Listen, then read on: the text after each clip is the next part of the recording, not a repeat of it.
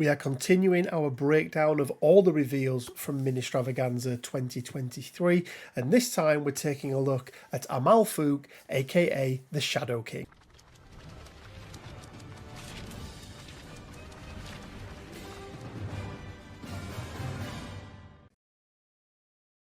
Hey guys, Rich from Richmond Gaming. I hope everyone is doing fantastically well. And yes, we are continuing to churn out the content from everything that happened at MiniStravaganza. So expect plenty of videos over the next week or so. We'll also be doing a couple of live streams to cover some things as well. And yes, we will be returning with the Weekly Bugle and of course with Dawana Wonga as well. But for this video, we are going to be taking a look at the Shadow King, a character that I did not expect Atomic Mass Games to put into the game this early, but one that I think is most definitely welcome. A quick reminder, guys, that we are giving away the brand new core box for Marvel Crisis Protocol, so be sure to stay around until the end of the video, and you'll learn exactly how you can be within a chance of winning that. But without further ado, let's jump over and take a look at the character card of the Shadow King. Okay guys, so Shadow King, aka Amalfouk. This guy's a really interesting character, obviously possessed by the Shadow King himself. So Amalfouk is the man, and then the Shadow King is the one that possesses him. I am not going to say that I know a huge amount about this character. I just know that he looks absolutely cool. His model is really, really nice. So let's have a look and see how his actual character card holds up. So first of all, he is 345 on his defensive stats. He's going to have 6 stamina on his healthy and injured side, and he is going to be a 5 threat. He's going to be size 3, and he's going to be a short move. And I believe he comes on a medium-sized base, so that short move isn't too bad on a medium base. Let's take a look at the first of his 2 attacks. Start with his builder. It's going to be Mental Shackle, which is going to be a mystic attack. It's going to be range 3. Strength 6 and 0 cost, and after this attack is resolved, character gains power equal to damage dealt, which is what you would expect. On a wild, he's going to dish out Root, which is really nice. We don't see too many instances of Root in the game, but it is a condition that really does hamper your opponent. For anyone who doesn't know what Root does, if you got the Root condition, every time you would use a superpower, whether it be active or reactive, you need to spend 1 power first. So if something costs 3, you would spend 1 and then spend the 3. So just making it that much harder to get off combinations of superpowers and things like that. And then after this attack is resolved, if it dealt damage, this character may advance the target character short. Really nice to be able to get somebody off a point. We've seen this a lot with psychic attacks where there's an advance at the back end of it, and it can be really useful for the control side of the game. His spender then is going to be Astral Disintegration. It's going to be range 2, it's going to be strength 5, and it is going to cost 4, which doesn't seem great, but let's have a look at the text underneath.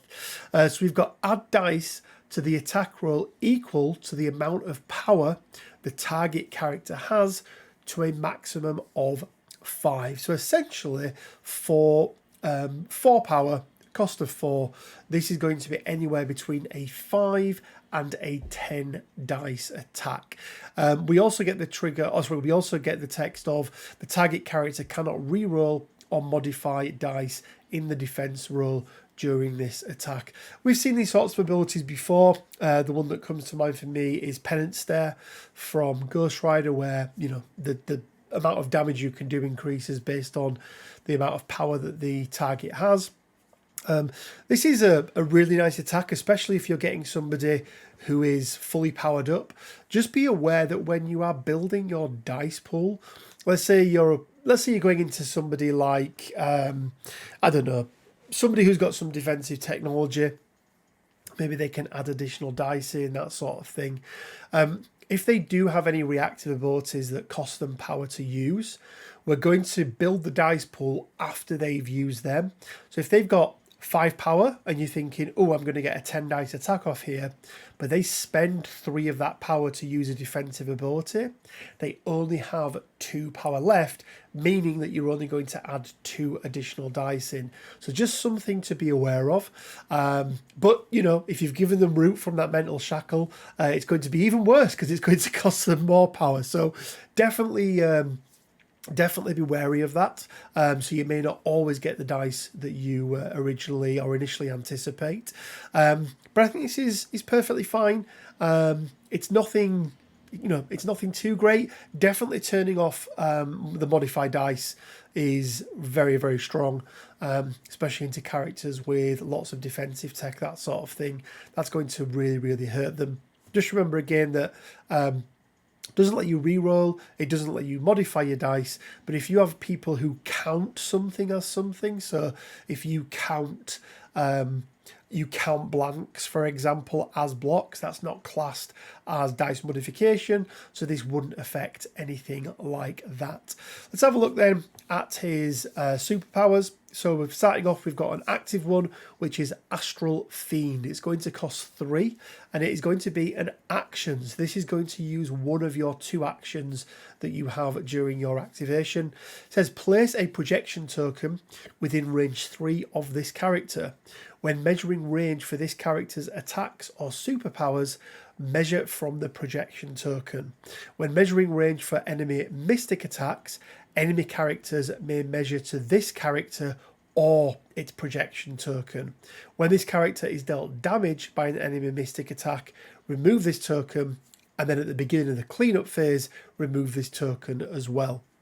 I can't remember the name of the convocation tactics card, but it's basically taking that, but it is one that can be taken away and will be taken away at the very least during the cleanup phase.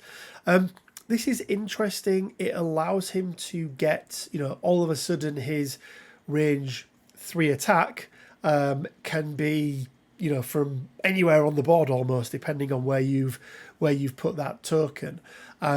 But the fact that your opponents can then attack it as well and measure to there is quite interesting. I think it's very thematic, again, but I'm not sure how useful this is in the game. You know, maybe with the mental shackle, it allows you to move characters off back points that you maybe can't get. So even though you can't get to them, it does mean that you are stopping your opponent from scoring those points. But time will tell with some playtesting whether or not this is one that is any good. We've then got Immortal Essence. This character removes up to 3 damage from itself. This superpower can only be used per turn and is going to cost 3 power. This is going to make him very, very difficult to take down. Healing is at a premium in this game. Obviously, we've lost a lot of the tactics cards that give out healing. A lot of them, at the very least, have been restricted. There's only a couple of unrestricted cards in the game now that do healing, and they're either character or affiliation specific. So a character that can heal themselves can be really, really nice. It makes them really, really good objective holders for things like the cubes, that sort of stuff as well. So yeah, it's nice. It's pretty good. It does mean that 6 stamina stat line all of a sudden starts to increase because, you know, you're able to take that damage off yourself. I would have preferred it to be spend X and remove between, you know, X equals the amount of power that you've spent. So if you spend 1, you remove 1, 2 is 2, a little bit like how Patchet works. But maybe that was a little bit too broken. But again, we'll see in the game how that plays out. He's then got a reactive ability, which is going to be Nightmare Visions. This is going to cost 4. When a character ends an advance within range 3 of this character may use this superpower. Roll 3 dice. The enemy character suffers 1 damage for each crit and wild in the result. If this superpower deals at least 1 damage, this character may advance the enemy character short. This superpower can only be used once per turn. I am not a fan of this at all. Now, don't get me wrong, I love me some booby traps, tricks and traps, that sort of thing. Let's compare this to another ability on a 5-threat character, which is pretty much identical, and that is Cassandra Nova. Now, Cassandra Nova also is a 5-threat character. Her ability costs 2, so it is 2 less. It still has the advance on the back end of it, and she gets 4 dice rather than 3 dice. I cannot see for the life in me why this costs more power, twice the amount of power, and you're getting 25% less dice for it. Not a fan of this at all. I think this is something that I'm not sure why this was done. You could argue that he has a medium base and Cassandra Nova only has a small base, but really, really not a fan of this. I get that. I'm just double checking now. Attacks or superpowers. So yeah, look, he can do it from his Astral Fiend, but again, just not a fan of this at all. It's going to cost so much to do with it being 4 power. I just don't see it being viable in most situations. Really, really let down by this one. I thought that when I first saw he had this, that could be his thing. He gets to place his Astral Fiend. Somebody moves within range 3 of it. He gets to do the Nightmare Visions. And it is only once per turn as well. But the fact the fact it cost 4 power for me, very, very prohibitive. And the fact it's only 3 dice. I think they've overbalanced this far too much with the Astral Fiend. But again, just my initial thoughts. Playtesting will obviously tell us whether or not that is correct. And then he's got Omega level Multiversal Entity, where he gets 1 additional power during the power phase. His injured side of the card is absolutely identical, so we don't need to look at that. There is no changes whatsoever on there. Overall, guys, I'm not going to lie, even though it's not a character I know a huge amount about, I have played him in other games, or on other board games and tabletop games, things like that, miniatures games, and I'm a little bit disappointed with him. Nothing to me on this card screams 5-threat character. Yes, the Astral Disintegration is really nice. I think it's perfectly appropriately priced. The Astral Fiend, I think we could have seen being 2, especially as it costs an action to put it out there. I think it could have only been 2 power. And I think Nightmare Visions is just far, far too expensive to be able to do. I get that you've got, he's got synergy there with Nightmare Visions, Astral Fiend, and obviously the Mental Shackle as well, because he gets to move a character. But that Nightmare Visions just costs way too much.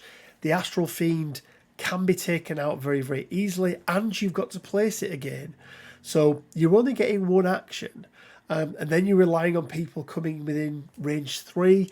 Yeah, unfortunately for me, guys, this one is a bit of a swing and a miss. I think he's going to fall way, way down the pecking order in terms of 5-threat characters that are in the game. He's up against some, big mystic powerhouses. And I just don't think he cuts the mustard for me. But as always, let me know what you guys think down in the comment section below. Just doesn't cut the mustard for me. I think we had some really, really good characters in Kitty Pryde, in Nightcrawler, and this one just feels a bit meh, to say the least. Guys, I did mention that we are giving away a Marvel Crisis Protocol core box, the brand new core box. If you want to be with a chance to win that, you need to do 3 things, guys. 3 things. You first of all need to make sure that you have liked the video.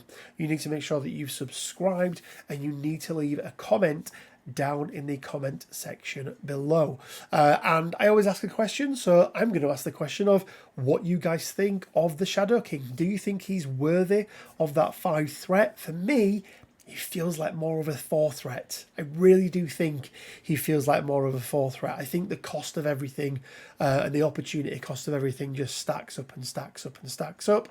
As always, we need to see tactics cards and everything else like that. He could have a mind-blowing tactic card that just makes all of this go away, but I very, very much doubt it. So do those 3 things.